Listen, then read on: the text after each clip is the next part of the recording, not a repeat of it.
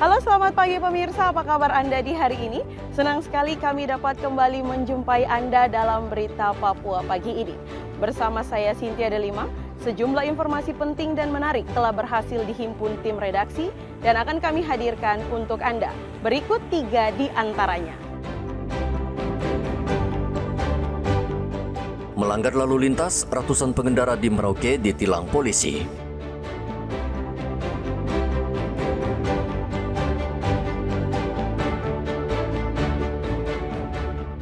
Tingkat kematian pengendara di Merauke tinggi. Dalam 2 bulan, 7 pengendara tewas karena kecelakaan.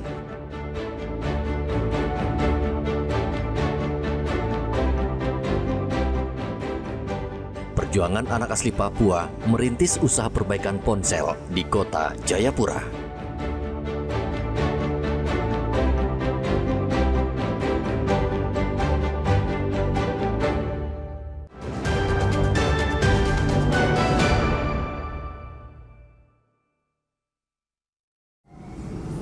Satlantas Polres Mimika terus melakukan patroli di sejumlah jalan utama. Patroli dilakukan dalam rangka operasi patuh tahun 2025. Polisi sengaja tidak melakukan razia karena petugas hanya memberikan teguran kepada pengendara motor maupun mobil yang melanggar aturan lalu lintas. Kasat Lantas Polres Mimika, AKP Bahar mengatakan teguran diberikan kepada pengendara yang melanggar secara kasat mata, seperti tidak menggunakan helm atau berboncengan lebih dari 2 orang. Kita melakukan teguran dan apabila terdapat yang melawan arus yang sangat fatal yang dapat akan terjadinya kecelakaan baik untuk dirinya maupun untuk orang lain, kita melakukan penilangan kepada pelanggar yang melawan arus. Tapi untuk yang tidak menggunakan helm, kami masih melakukan himbauan atau melakukan teguran, tapi ke depan kami akan melibatkan personel yang cukup, akan melibatkan teman-teman dari POM TNI maupun perhubungan. Kami akan melakukan tindakan tegas di lapangan. Kasat Lantas menambahkan operasi patuh berlangsung selama 2 pekan. Pekan pertama pihaknya fokus pada imbauan dan pekan kedua akan melaksanakan penindakan. Pengendara diminta patuh dan disiplin berlalu lintas. Igobat Momolin melaporkan dari Mimika, Papua Tengah.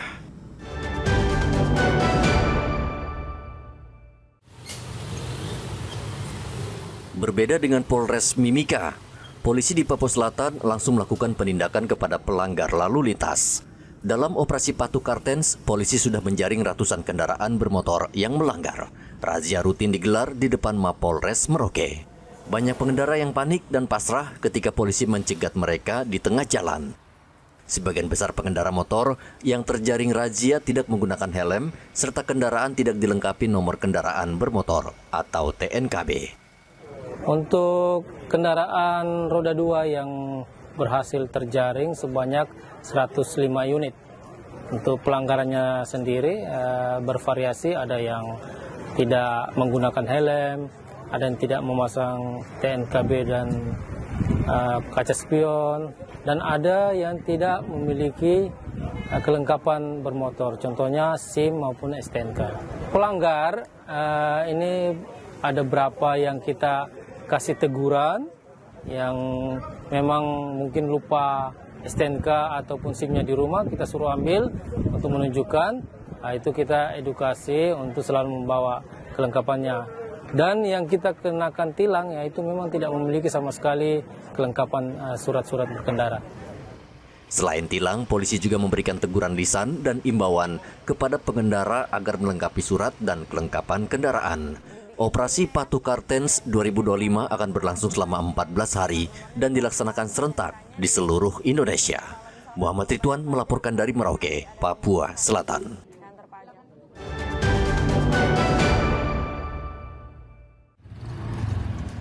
Satuan Propam Polres Merauke juga melakukan razia internal terhadap kendaraan dinas dan pribadi milik polisi. Pemeriksaan berlangsung di halaman Mapolres Merauke. Dari razia, polisi menemukan ada 28 kendaraan milik anggota Polri yang tidak dilengkapi standar kendaraan bahkan termasuk dokumen resmi seperti STNK dan SIM.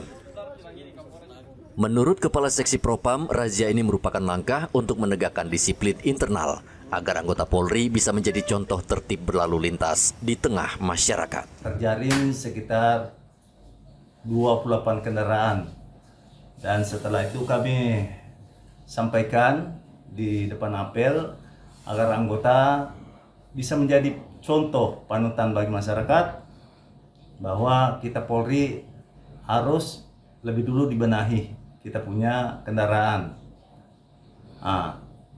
Penyampaian tadi adalah peringatan buat anggota, namun setelah razia berikutnya tidak diindahkan, maka kami akan berkoordinasi dengan Satlantas, maka akan diambil tindakan tegas, langsung dikenakan tilang. Propam akan melakukan razia internal secara berkala, dan jika pada razia berikutnya masih ditemukan pelanggaran yang sama, maka Propam akan menjatuhkan sanksi tegas. Dengan penegakan disiplin ini, Polres Merauke ingin menunjukkan komitmennya menertibkan seluruh anggota sebelum menegakkan hukum kepada masyarakat. Muhammad Ridwan melaporkan dari Merauke, Papua Selatan.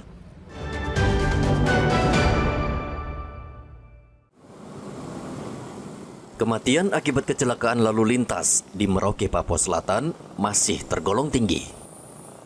Sepanjang bulan Juni hingga Juli tahun ini, Satuan Lalu Lintas Polres Merauke mencatat ada 7 orang yang tewas akibat kecelakaan lalu lintas, baik kecelakaan tunggal maupun tabrakan antar kendaraan. Banyak penyebab kecelakaan lalu lintas, salah satunya kondisi jalan rusak di Merauke dan tidak dilengkapi penerangan. Juni sampai Juli ini ada beberapa kasus yang mengakibatkan korban meninggal dunia. Itu kebanyakan mobil ini ya, mobil roda 6 trek. Ada yang ditabrak dari belakang, ada yang ya rata-rata ditabrak dari belakang. Ada yang parkir sembarangan, ada yang mungkin karena mengantuk. Itu didominasi kalangan mana? Apakah pelajar, dewasa atau seperti apa? Dewasa. Polisi mengimbau pengendara untuk waspada dan berhati-hati. Selain itu, polisi juga mengingatkan pengendara untuk mengecek kelengkapan kendaraan seperti rem, lampu, dan perlengkapan keselamatan lainnya. Muhammad Ridwan melaporkan dari Merauke, Papua Selatan.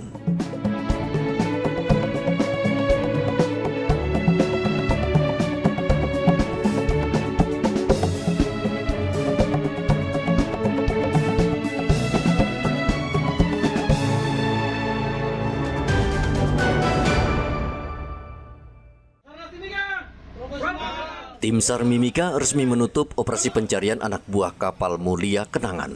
Pencarian sudah dilakukan selama 7 hari namun tidak membuahkan hasil. Dengan ditutupnya pencarian ini, korban Bimas Wahyu Prawira, ABK di kapal mulia Kenangan, tidak ditemukan. Kepala Kantor SAR Timika Iwayan Suyatna mengatakan jika nanti ada tanda-tanda penemuan korban, maka operasi akan dibuka kembali. Pelaksanaan operasi SAR masih nihil. Kami melibatkan beberapa potensi dalam pelaksanaan operasi SAR tersebut, diantaranya dari Lanal Timika, kemudian Polair Timika, beserta masyarakat yang ada di sekitarnya, serta kapal-kapal yang melewati jalur pelayaran tersebut. Namun hasil operasi SAR sampai saat ini masih nihil. Untuk selanjutnya akan kami usulkan penutupan kepada Kepala Badan SAR Nasional, namun di dalam pelaksanaannya kami tetap berkoordinasi kepada unsur yang ada di lapangan dari unsur maritim, bila mana menemukan korban agar melaporkan ke Badan SAR Nasional, Kantor SAR Timika ataupun kantor-kantor SAR terdekat yang ada di wilayah kerja. Dimas Wahyu Prawira, ABK di kapal mulia Kenangan, terjatuh ke Laut Arafura saat kapalnya berlayar pekan lalu. Saat itu korban sedang memasang bendera di buritan kapal, namun ia terpleset dan jatuh ke laut. Dari Mimika, Papua Tengah, Igobat Momolin melaporkan.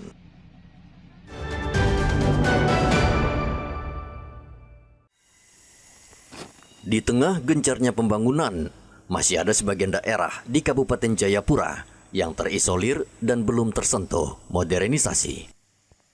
Kondisi ini memaksa banyak warga mengungsi ke distrik terdekat untuk mencari kehidupan yang lebih baik. Salah satunya suku Sita dan Marisi. Kedua suku ini tinggal di dalam hutan di antara distrik Kaure dan Airo. Saking terisolirnya, masyarakat bahkan tak mengenal nama kedua suku ini. Perwakilan masyarakat adat suku Sita dan Marisi menyatakan kesiapan mereka untuk menerima program transmigrasi. Mereka berharap program ini menjadi solusi untuk membuka isolasi di wilayah mereka. Kondisi jalan yang kami dibutuhkan dari distrik Kaure sampai ke Mambramo sana, itu belum ada jalan yang masuk. Itu yang kita punya alasannya seperti itu. Jalan itu harus masuk supaya kita punya hutan ini atau kita masyarakat adat juga kita ini bisa dinikmati. Kita ini masih ketinggalan. Kita masyarakat ini belum menjadi sejahtera, belum menjadi mandiri. Yulianus Sita, tokoh masyarakat suku Sita Marisi, mengungkapkan banyak warga suku mereka terpaksa mengungsi ke distrik lain di Kabupaten Jayapura, bahkan hingga ke Kabupaten Mambramo Raya. Ia berharap program transmigrasi memberikan harapan bagi mereka untuk kembali dan membangun kampung halaman. Kenapa kami sangat antusias? Ada beberapa hal. Yang pertama, guna membuka isolasi tempat kami yang memang sampai saat ini belum terjamah. Baik dari infrastruktur, bahkan tempat tinggal, kami sangat mendukung dengan alasan dengan adanya transmigrasi ini kami berpikiran untuk kembali ke tempat kami yang notabene saat ini kami ada di tempat lain yang menetap numpang. Kami sangat antusias menerima sehingga dengan adanya transmigrasi ini kami berkesempatan untuk kembali dan menetap di tempat kami sendiri. Dukungan terhadap program transmigrasi juga datang dari lembaga legislatif. Origenes Seh, anggota DPR Kabupaten Jayapura, berjanji akan membantu menyalurkan aspirasi masyarakat. Secara pribadi, secara lembaga, yang juga bagian dari representasi masyarakat asli di sana, mendukung penuh. Dan akan saya berusaha untuk menyalurkan aspirasi ini ke tingkatan manapun. Terlebih khusus kita akan tindak lanjuti ke pihak Kementerian Transmigrasi melalui Dirjen Pengembangan dan Perluasan Wilayah Kawasan Transmigrasi. Warga suku Sita dan Marisi berharap dukungan dari masyarakat adat dan perwakilan legislatif akan membuka wawasan mereka dari keterisolasian sehingga daerah mereka tersentuh pembangunan. Ari melaporkan dari Jayapura, Papua.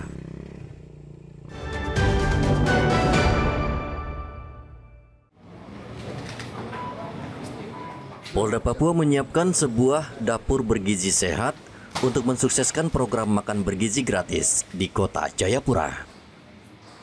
Dapur bergizi sehat itu sudah rampung dan akan beroperasi pada tahun ajaran baru ini. Kapolda Papua, Irjen Petrus Patrits Renwarin, bersama tim Itwarsum Polri mengecek langsung kondisi dapur makan bergizi yang berada di Dok 5 Atas, Kota Jayapura. Kedatangan mereka untuk memastikan program makan bergizi gratis ini tepat sasaran dan sesuai prosedur. Dalam rapat koordinasi, Polda memaparkan sejumlah tantangan untuk melaksanakan program makan bergizi gratis, seperti dugaan yayasan fiktif atau tidak fiktif, hingga tumpang tindih pengajuan di berbagai daerah. Untuk membenahi masalah ini, Polda Papua dan Itwarsum Polri sepakat memverifikasi ulang data penerima manfaat, penghapusan yayasan yang tidak aktif, serta perluasan distribusi bantuan khususnya ke distrik Jayapura Utara yang tercatat memiliki lebih dari 15.600 calon penerima. Rianto Nai melaporkan dari Kota Jayapura, Papua.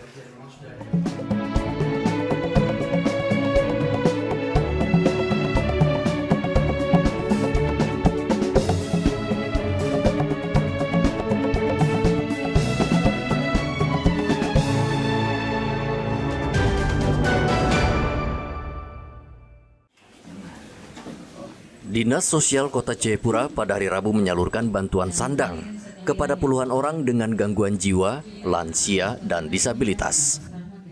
Sebanyak 40 penerima diantaranya adalah orang dengan gangguan jiwa, 5 orang lansia, dan 15 orang disabilitas.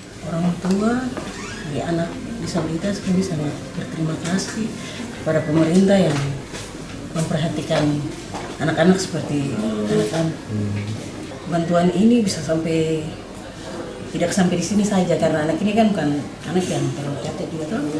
Terus dia juga ada bersekolah, jadi mungkin ada harapan kami kepada pemerintah ada pelatihan buat anak-anak seperti begini biar mereka bisa hidup mandiri, tidak harus berharap pada pemerintah. Pelaksana tugas Kepala Dinas Sosial Kota Jayapura, Matius Pawara mengatakan bantuan sosial yang diberikan tidak besar. Meski demikian, bantuan merupakan wujud kepedulian pemerintah Kota Jayapura untuk membantu warga. Nah, tujuan daripada pemberian kami ini adalah sebagai wujud daripada pemerintah kota untuk membantu warga-warga kita yang bermasalah sosial, terutama kepada ODGJ, kemudian lansia dan disabilitas. Memang jumlahnya sangat terbatas karena nilai yang tercantum juga di kami cukup sangat terbatas pula. Namun kegiatan yang sama juga kami sudah pernah melakukan termasuk ke ODGJ dalam hal perawatan dan penanganan kesehatan mereka termasuk juga dengan lansia dan disabilitas. Tetapi kali ini kami hanya memberikan berupa sandang. Dinas Sosial tidak hanya memberikan bantuan sandang, tetapi juga melakukan penanganan medis di rumah sakit kepada orang dengan gangguan jiwa, serta memberikan edukasi kepada keluarga tentang pentingnya perawatan kesehatan jiwa. Dari Kota Jayapura, Papua, Hendra melaporkan.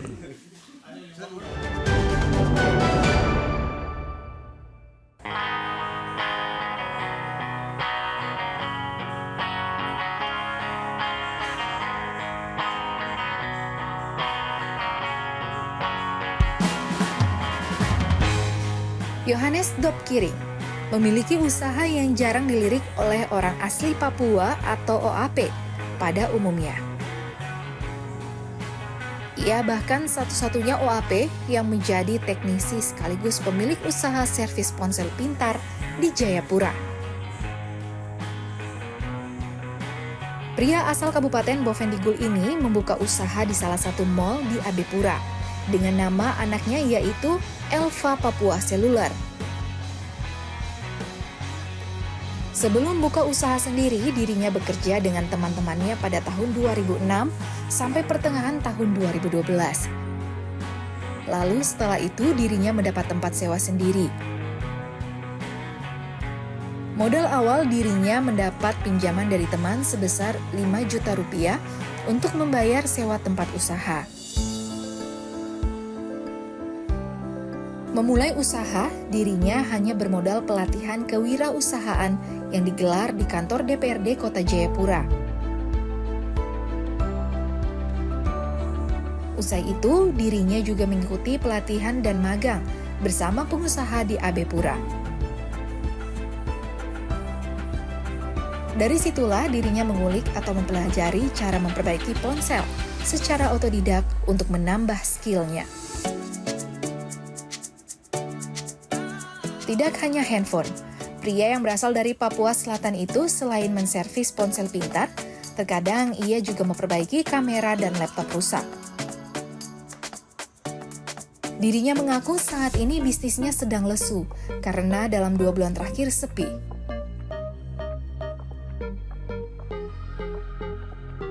Di lokasi itu ia harus berjuang bersaing dengan toko servis lainnya.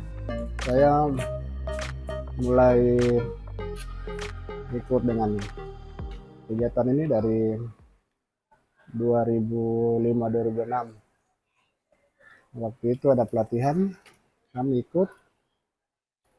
Tapi waktu itu pelatihnya cuma 2 minggu. Tempatnya di kantor DPR Kota Raja, lantai 2. Setelah itu 2 minggu, lalu kami lanjut dengan magang di waktu itu di lantai 1 Saga Mall di bawah dengan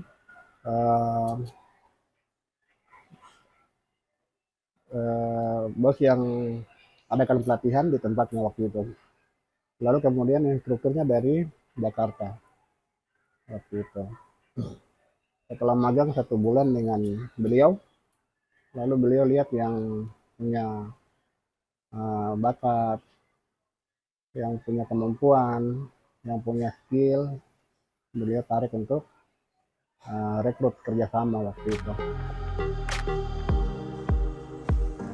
Pelanggan yang datang ke tempat servis Yohanes mengatakan sangat bangga dan puas melihat ada anak asli Papua yang mampu berusaha di bidang ini. Dan satu-satunya orang Papua, kita punya orang yang sudah mantap dan dia bisa memanfaatkan mungkin kerusakan APK, laptop, orang serba bisa. Berarti kami bangga. Semenjak kuliah di USTJ, saya punya HP rusak juga, tetap saya kesini, laptop, kamera semua ke abang dia. Saya panggil Arom karena orang panggilan dari bahasa Merauke itu Arom itu keluarga, saudara, teman gitu. Itu yang kami tidak pindah ke tempat servis lain sampai hari ini. Tepatnya 2025 masih tetap di sini bulan 3 ya hari ini. Karena kakak dia punya, kita menilai kakak dia lebih kerjanya cepat, terus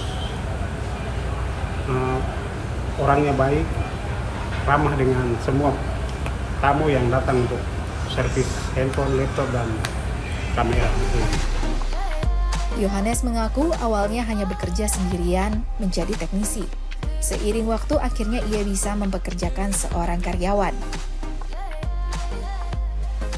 Dengan berusaha sebagai teknisi, Yohanes bisa menghidupi 2 anaknya. Saat ini, ia terkendala harga sewa tempat usaha yang mahal. Pihak manajemen mal tetap meminta uang sewa toko meskipun sedang sepi. Dirinya berharap pemerintah melihat potensi usaha dan bisa memberikan bantuan modal demi mendukung UMKM anak asli Papua. Ia berpesan untuk anak muda Papua harus tahu kelebihan atau potensi diri masing-masing, kemudian dikembangkan. Selain itu, harus memulai kebiasaan yang tampak sederhana, tetapi akan baik dan bermanfaat bagi diri Anda sendiri. Priyantonai melaporkan dari Jayapura, Papua. Pemirsa, berita yang baru saja Anda saksikan sekaligus menutup jumpa kita dalam Berita Papua pagi ini. Saya Cynthia Delima bersama kru yang bertugas ucapkan terima kasih. Kami pamit undur diri. Selamat pagi, semangat pagi, Wanyambe.